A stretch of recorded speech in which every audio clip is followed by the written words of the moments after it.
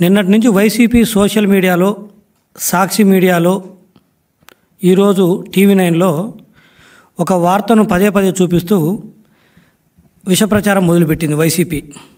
అదే శవ రాజకీయాలు. వీళ్ళకు ఐ థింక్ వైసీపీ వాళ్ళకు వెన్నతో పెట్టిన విద్య అనుకుంటా. నాటి స్వర్గీయ రాజశేఖర రెడ్డి గారి మరణం దగ్గర నుంచి మొన్నటి వివేకానంద రెడ్డి గారు, ఈరోజు ఈ ఇన్సిడెంట్ తీసుకుంటే ఇట్లా మధ్యలో ఇంకా చాలా ఉన్నవి. శవ రాజకీయాలకి పెట్టింది పేరుగా తయారైపోయింది వైసీపీ. ఏంటి వీళ్ళు సిగ్గు లేకుండా సాక్షి మెయిన్ పేపర్లో రాస్తారా, ఓ చెల్లెమ్మను చంపేశారు, ఇది కథనం. ఏంటిది? పాపం శ్రీమతి గీతాంజలిని ఒక మహిళ, 32 సంవత్సరాల మహిళ ట్రైన్ యాక్సిడెంట్లో 7వ తేదీ తను చనిపోయింది. చనిపోతే మరి ఆ రోజు ఎవరికి గుర్తు రాలేదు. నిన్న 11వ తేదీ గుర్తొచ్చి మొదలుపెట్టారు. ఏంటంటే ఈవిడని టీడీపీ జనసేన వాళ్ళు ట్రోల్ చేయడం వల్ల సోషల్ మీడియాలో చనిపోయారంట. దానికి సంబంధించి ఎవరో 2-3 ఒక నీచమైన కమెంట్లు పెడితే దాని సాక్షి మెయిన్ పేపర్లో సిగ్గు లేకుండా ఏ కమెంట్స్ మెయిన్ అంటే ప్రధాన మీడియాలో రాయొచ్చో రాయకూడదు అనేది నిస్సిగ్గుగా దాన్ని పబ్లిష్ చేసి శవ రాజకీయాలు చేస్తూ జనాలు రెచ్చగొట్టాలని చూస్తున్నారు. అసలు ఏంటి కథనం అంటే, ఈవిడ శ్రీమతి గీతాంజలి వైసీపీ సింపథైజర్, సానుభూతి పరురాలు. ఆవిడకు కొన్ని స్కీమ్స్ రావడం జరిగింది. ఏది? అమ్మఒడిని, లేకపోతే ఇంటి పట్ట, ఏవో కొన్ని వస్తే ఆవిడ గతంలో ఎక్కడో ఒకసారి బాగా మాట్లాడుతుంటే వైసీపీ వాళ్ళు ఏం చేశారు, తీసుకొచ్చి ఆవిడ్ని స్కీమ్స్ మాకు ఇస్తున్నారు అని ఒక ఓవర్ పబ్లిసిటీ ఆవిడ ద్వారా చెప్పించి సోషల్ మీడియాలో వదలటం జరిగింది. ఏంటంటే ఆవిడ వీడియోలు కూడా చూడొచ్చు మీరు. వీళ్ళు ఇచ్చిందే జగన్మోహన్ రెడ్డి గారు వైసీపీ 4 సార్లు అమ్మఒడి ఇస్తే ఆమె నాకు 5 సార్లు అమ్మఒడి ఇచ్చారని చెప్తుంది.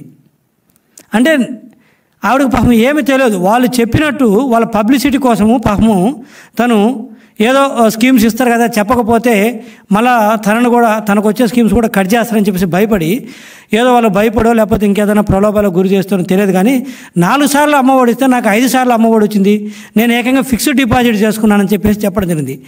ఆ నేపథ్యంలో కొంతమంది టీడీపీ వాళ్ళు, జనసేన వాళ్ళు, అమ్మ ఇచ్చింది 5 సార్లు అయితే నీకు 4 సార్లు ఇచ్చింది 4 సార్లు అయితే 5 సార్లు ఎట్లా వస్తుంది? ఎంత మరి ఇంతగా వైసీపీ వాళ్ళ కోసం నువ్వు ఇంత దిగజారి చెప్పాలి, అబద్ధాలు చెప్పాలని చెప్పేసి కొన్ని కమెంట్ చేయడం జరిగింది. కొంత ఉంటారు, మనకు అందరికీ తెలిసిందే, 1-2 ఉంటారు. అయితే అదేదో కమెంట్ చేస్తే కనీసం ఏదైతే చెడ్డ కమెంట్స్ ఏదైతున్నాయో అసలు కనీసం తనకు చేరి ఉంటుందా లేదన్నది కూడా డౌటే.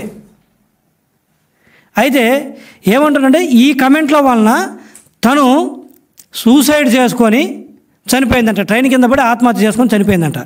సరే వద్దాం, తను చనిపోయింది 7వ తేదీన ఉదయం 7 గంటలకి. ఎఫ్ఐఆర్ ప్రకారం వీళ్ళు రాసిన ఎఫ్ఐఆర్ కాపీది.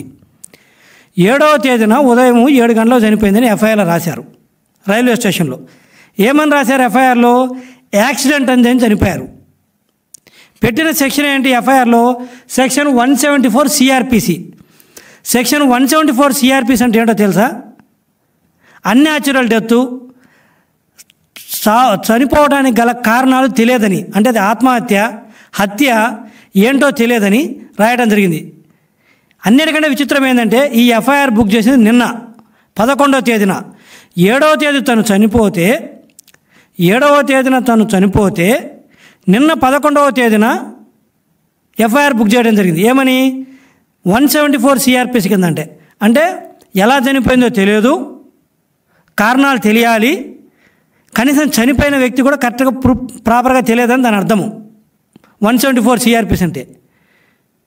రెండోది కింద రాయడం జరిగింది క్లియర్గా, ఎవరైనా అక్యూజ్డ్స్ ఉన్నారా అంటే నో అక్యూజ్డ్స్ అని రాశారు. జనరల్కేనా ఇదే ఎందుకు చెప్తున్నంటే, ఇది పెట్టింది ఎవరో తమిళనాడు ప్రభుత్వమో తెలంగాణ ప్రభుత్వమే కాదు కదా, ఆంధ్రప్రదేశ్ ప్రభుత్వమే కదా, వైసీపీ ప్రభుత్వమే కదా. ఇదే వైసీపీ వాళ్ళు సాక్షి టీవీలో, సోషల్ మీడియాలోనేమో టీడీపీ వాళ్ళు, జనసేన వాళ్ళు ట్రోల్ చేస్తే చనిపోయిందని చెప్పేసి ఒక పక్క సాక్షి పేపర్లో రాస్తారు, వాళ్ళ సోషల్ మీడియాలో రాస్తారు. సిగ్గు లేకుండా సజ్జల రామకృష్ణారెడ్డి గారు వాళ్ళ కొడుకు ఇవన్నీ సోషల్ మీడియాలో రాపిస్తారు. ఒక పక్క అదే వైసీపీ ప్రభుత్వము ఎఫ్ఐఆర్ మాత్రము చనిపోవడానికి కారణాలు తెలియదు, అక్యూజ్డ్ ఎవరో తెలియదు, అసలు అక్యూజ్డ్ లేరు దీని వెనక. అంటే ఈవిడ చనిపోవడానికి కారణాలు తెలియదు, ఈవిడ చనిపోవడానికి దీని వెనక ఎవరున్నారో కూడా తెలియదని రాశారు. జనరల్కిన వీళ్ళ వైసీపీ సోషల్ మీడియాల కథనాల ప్రకారం కానీ, లేకపోతే సాక్షి పేపరు కథనాల ప్రకారం కానీ సెక్షన్ 306 ఐపీసీ పెట్టాలి. సెక్షన్ 306 ఐపీసీ అంటే అబెట్మెంట్, అంటే చావటానికి ప్రేరేపించటం. ఒక వ్యక్తి లేకపోతే ఒక వ్యవస్థ ఒక వ్యక్తిని ప్రేరేపిస్తే లేకపోతే ఇదిగో వాళ్ళు చెప్పినట్టు ఇలా దూషిస్తే భయపడో లేకపోతే ఆ ప్రేరేపణలో గురయ్యో చనిపోతే ఆత్మహత్య చేసుకుంటే అప్పుడు 306 పెట్టాలి. మరి ఒక పక్క సాక్షి పేపర్లోనేమో ఇదే ప్రభుత్వందే కదా, ఇది వైసీపీ కదా అధికారంలో ఉండేది, వాళ్ళ పత్రికే కదా ఇది, శ్రీమతి భారతి గారు నడిపే పత్రికే కదా ఇది, జగన్మోహన్ రెడ్డి గారు శ్రీమతే కదా ఆవిడ, వైసీపీ సోషల్ మీడియా వాళ్ళదే కదా. మరి ఒక పక్క ఇలా నడుపుతూ ఎవరో ప్రేరేపిస్తే చనిపోయినారు, లేకపోతే టీడీపీ జనసేన తిట్టడం వల్ల చనిపోయిందని ఇక్కడ రాసినప్పుడు, మరి అదే వైసీపీ గవర్నమెంట్లో సెక్షన్ 306 కాకుండా 174 సిఆర్పిసి ఎందుకు పెట్టారండి? ఎవరిని ఏరిపప్పలు చేద్దామని మీరు జనాల్ని? మరి ఇదే వైసీపీ వాళ్ళు పోయి ఆవిడ టీడీపీ వాళ్ళు జనసేన వాళ్ళు తిడితే చనిపోయింది, సెక్షన్ 174 కాదు పెట్టాల్సింది, 306 అని ఎందుకు పెట్టించలేదు మీరు కేసు? ఎప్పుడు చనిపోయింది? 7వ తేదీ చనిపోయిందా? మీ పార్టీ కార్యకర్త, మీ పార్టీ సానుభూతురాలు 7వ తేదీ చనిపోతే హాస్పిటల్లో 7వ తేదీ అడ్మిట్ చేస్తే హాస్పిటల్లో చనిపోతే మీకు 11వ తేదీ దాకా తెలియదా? నిన్న ఎఫ్ఐఆర్ బుక్ అయిన తర్వాత మీకు గుర్తొస్తుందా? ఒకరు చనిపోయారు, ఈవెన్ని ఎలా మనం ఈ మరణాన్ని ఎలా మనం రాజకీయాలకు వాడుకోవాలని చెప్పేసి నిస్సిగ్గుగా దిగజారి సోషల్ మీడియాలో ఏది ఎఫ్ఐఆర్ అయిన తర్వాత 174 సిఆర్పిసి కింద, అంటే చావు కారణాలు తెలియదు, దీని వెనక ఎవరు లేరు అని ఎఫ్ఐఆర్ బుక్ అయిన తర్వాత చావు కారణాలు టీడీపీ జనసేన అని చెప్పి సాక్షిలో రాస్తారు.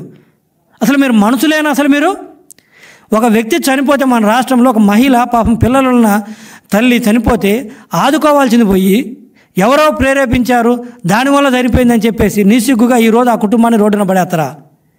అసలు ఆవిడ్ని మీకు నేను ఒకటే అడుగుతున్నాను, ఆ గీతాంజలి గారితో ఈ వైసీపీలో ఎవరెవరు కాల్చి మాట్లాడారో జనవరి నుంచి ఆ అమ్మాయిని మీరు తాడేపల్లి ఆఫీస్కి తీసుకొచ్చి సోషల్ మీడియాలో ప్రభుత్వానికి అనుకూలంగా మాట్లాడించమని చెప్పేసి తీసుకొచ్చి మాట్లాడించట్లేదా?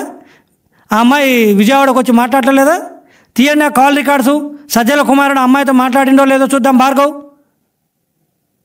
మీరిట్లా మీ సోషల్ మీడియాలో ఈ వైసీపీకి పిచ్చి పరాకాష్ఠ చేరింది, పబ్లిసిటీ పిచ్చి పరాకాష్ఠ చేరి ఇదిగో ఇలాంటి పనులు చేస్తుంది.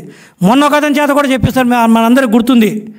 అతనికి 3 కూతుర్లు ఉన్నారంట, ఒక కూతురు సివిల్స్ అంట, వాలంటీర్గా పనిచేస్తుందంట, ఇంకో కూతురు ఏదో చదివిందంట, ఎంబీఏ చదివిందంట, ఇంకొక వాలంటీర్ చేస్తుందంట, ఇంకొక అమ్మాయి గ్రాడ్యుయేషన్ అంట. కడుపుకు అన్నం తిన్నాడు, వాడికన్నా అన్నం ఉండాలి, అన్నం తినడు వాడు, ఏం తిన్నాడు వాడు, మనిషి వాడు. ఆ వయసున్న అతనికి ఐఎమ్ వెరీ సారీ లాంగ్వేజ్ వాడుతున్నందుకు. అంటే వాళ్ళు చెప్పమంటే తినమంటే ఏ గడ్డి అయింది అంటారా? ఆ వయసున్న వ్యక్తి ఏంటి, తనకు 3 కూతుర్లు ఉంటే సివిల్స్ అంటే ఏంది, ఐఏఎస్, ఐపీఎస్, ఐఆర్ఎస్, దాదాపు 1-2 లక్షల రూపాయలు జీతభత్యాలు వాళ్ళ అలవెన్స్లు ఉంటాయి స్టార్టింగే. అలాంటి అమ్మాయి అంటే జగన్మోహన్ రెడ్డి గారి కోసం 5,000 రూపాయలకు వాలంటీర్గా చేస్తుందంట. ఇంకొక ఆమె ఏదో ఎంబీఏ చదివి 5,000 అవుతుందంట, ఇంకొకరు డిగ్రీ చదివి 5,000 చేస్తుందంట. అంటే ఎందుకు చెప్తున్నంటే వైసీపీ పిచ్చి పరాకాష్ఠ చేరింది, పబ్లిసిటీ పిచ్చి పరాకాష్ఠ చేరింది అనడానికి అది ఒక ఎగ్జాంపుల్, చిన్న ఎగ్జాంపులే. అలాంటిదే ఇది. 4 సార్లు అమ్మఒడి ఇచ్చి 5 సార్లు ఇచ్చానని చెప్పేసి దాంతో ఫిక్స్డ్ డిపాజిట్లు చేసుకున్నారంట, రెంట్లు కట్టారంట. అమ్మాయి చేత చెప్పించి పాపం వాళ్ళని రోడ్డున పడేశారు. పడేసి చెప్పే కదా, పోలీసు వాళ్ళు ఏమో ఎఫ్ఐఆర్ 174 సిఆర్పిసి. కానీ పెట్టాల్సింది ఏంటి? మీ సాక్షి ప్రకారము, మీరు చెప్పిన దాని ప్రకారము 2 ప్రభుత్వమే కదా, మీరు 306 పెట్టాలి. మరి ఏంది డ్రామా ఇది? అంటే ఏదో అప్పటికప్పుడు ఎవరికో ఏదో ఒక ఆలోచన వచ్చింది మీ పార్టీలో ఒకడికి, దీన్ని మనం శవ రాజకీయాలు చేస్తే ఎలా ఉంటుంది? మీ అందరికి గుర్తుంటుంది, 2019 మార్చి 15న వివేకానంద రెడ్డి గారు చనిపోతే ఫస్ట్ గుండెపోటు అని చెప్పారు, వాళ్ళు చంపేసి తర్వాత ఎటు చనిపోయిన వ్యక్తి చనిపోయాడు కదా, దీన్ని మనం శవరాజకీయం చేద్దాము, టీడీపీ మీద వేద్దాము, మన లబ్ధి తీసుకుందామని చెప్పేసి మళ్ళీ ఇది నారాసుర రక్త చరిత్ర అని చెప్పేసి సిగ్గు లేకుండా అదే సాక్షి పేపర్లో మార్చి 16, 2019 ఇట్నే ఇప్పుడు ఈ అమ్మాయి ఎలా కవరేజ్ చేశారో అలా రాశారు.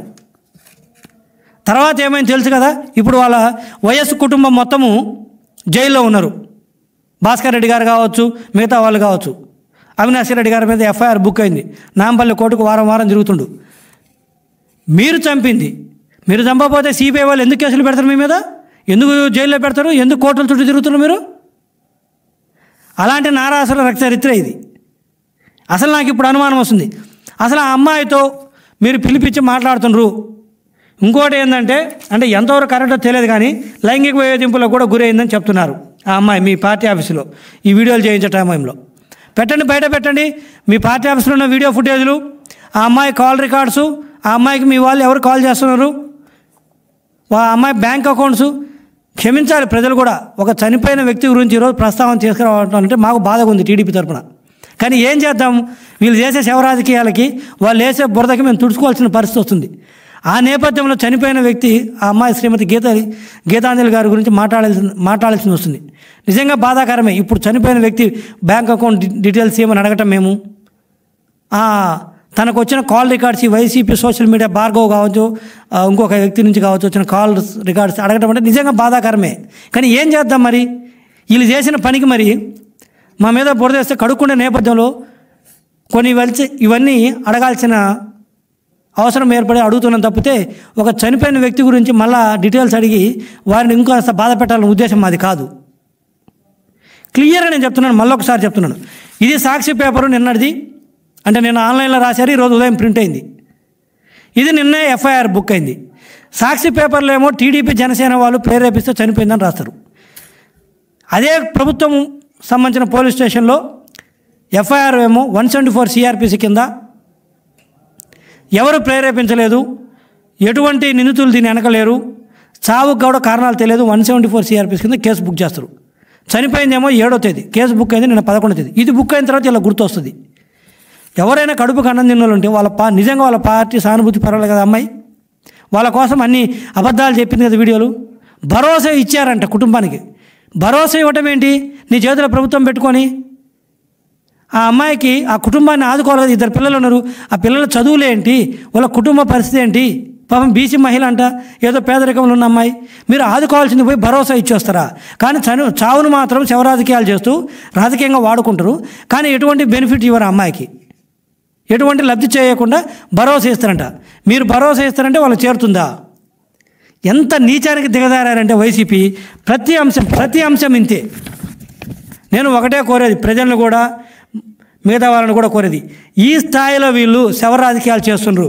క్లియర్గా ఎఫ్ఐఆర్ కాపీ ఉంది కదా. అది రేపు నేను చెప్పేది ఒకటే, వైసీపీ శ్రేణులు కూడా మీరు జాగ్రత్తగా ఉండండి. ఎవరిని మిమ్మల్ని చంపి రేపు మా మీద వేయడం కోసం, టీడీపీ వాళ్ళ మీద వేయడం కోసము మిమ్మల్ని ఎవరిని చంపడానికి కూడా ఈ వైసీపీ వాళ్ళు వెనకాడరు.